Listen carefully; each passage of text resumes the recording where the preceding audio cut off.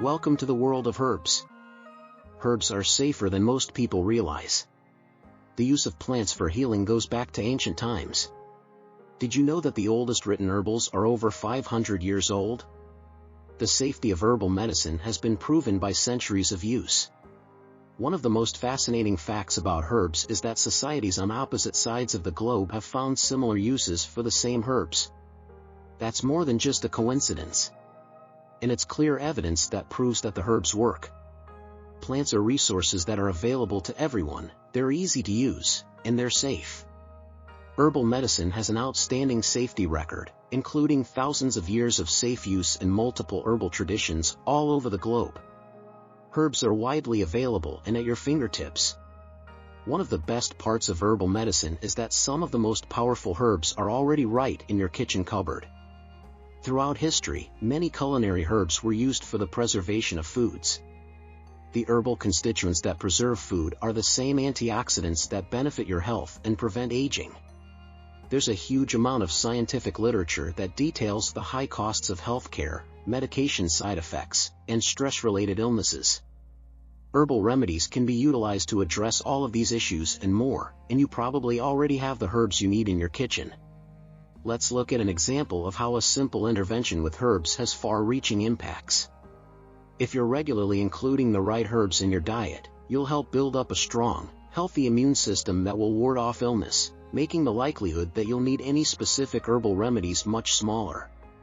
But suppose you get a minor infection. You reach for a remedy in your cupboard, and it helps get rid of the infection. You didn't have to expend the time, effort, or money to take time off of work, go to the doctor, and pay for prescription antibiotics. An economically sound and environmentally friendly decision. Did you know that you reduce your carbon footprint when you use herbs? Because you don't need to make a trip to your physician or drugstore for treatment, you're doing your part in helping to save the planet. And your insurance copays will be nearly non-existent. Another advantage of herbal medicine is that you're able to take a remedy early on in the course of the illness, because you have the herbs on hand. Taking a remedy at the beginning of an illness often shortens the duration, meaning you'll feel better fast and be less likely to spread it to others if it's contagious. You'll also be saving money. Your medical expenses will be the insignificant cost of a food item that you already have. And if you grow your own herbs, you'll be assured of having the freshest, highest quality medicine possible. If you're using organic commercial herbs, you're still using plants that have been grown without chemicals or pesticides that might harm the environment. As you can see, the use of herbal interventions has profound effects on your health, the health of others around you, society, and the earth. The ideas and recipes within this book are simple, but have profound consequences. This book provides only a glimpse into the health benefits of herbs. Incorporating herbs into your healing repertoire has benefits for ecological systems, animals, and air quality, among other things. Using common herbs for medicine results in much more than healing and preventing sickness. You're helping make the entire planet healthier. What is an herb? So what's an herb? The answer depends upon who you ask. A botanist will say it's a plant that grows above ground that doesn't have a woody stem. A chef might say that it's a seasoning ingredient from a temperate climate, unlike a spice, which comes from a tropical climate. For the purposes of this book, I'll refer to an herb as any useful plant that we use for healing. For example, dandelion is a useful plant for the gallbladder and the liver, so I'll call it an herb. Usually, herbs are not the main ingredients of cuisine, but they're still important parts of the diet. Some powerful herbs, like maca, which is found in the Amazon rainforest, are eaten as standalone foods, but most herbs are used as seasonings. The best herbs are picked fresh from your own organic garden. An herb garden might consist of a pot of herbs on a windowsill, or it could be a huge plot in your backyard. For those who choose not to grow their own herbs, we're fortunate that excellent quality herbs are now commercially available. I recommend using organic herbs in all cases if possible. How to select herbs. If you're going to be purchasing dried herbs, it's a good idea to learn to judge if they're fresh. They should look vibrant in color and smell fresh. Some herbs retain their color better than others. With practice you'll learn to recognize great quality. Most herbs have a shelf life of about 1 year. Keep them in a cool dark place, such as a cabinet, not in a spice rack over the stove. Whole herbs retain their freshness longer than powdered ones. I use whole dried herbs when they're available, but freeze-dried herbs retain their flavor and color well, too. Tools you'll need to get started. The recipes in this book don't require any special equipment, just ordinary kitchen tools. 1. Coffee grinder. You may use an electric coffee grinder to prepare herbs. Don't use it for coffee, though, since coffee has a strong aroma and can taint your herbs. Likewise, the herbs you grind in a coffee grinder could end up flavoring your coffee. Imagine peppermint-flavored coffee. It's not exactly a breakfast taste you would want, right? Keep separate coffee grinders for coffee and herbs so that they'll both taste as they should. 2. Garlic press. This is another useful tool. In addition to pressing garlic, it's fabulous for crushing fresh ginger root. 3. Mortar and pestle. If you use fresh herbs, these are very useful. Plus, it's satisfying to pound the herbs and inhale their aromas. 4. Dark jars. Collect and reuse jars in assorted sizes. They'll come in handy for some of your remedies. Be sure to label your products when you create them, lest you get them mixed up. The best jars are dark, because they keep light from oxidizing the herbs. Herbs stored in clear jars won't last as long as those stored in dark jars. 5. An herb journal.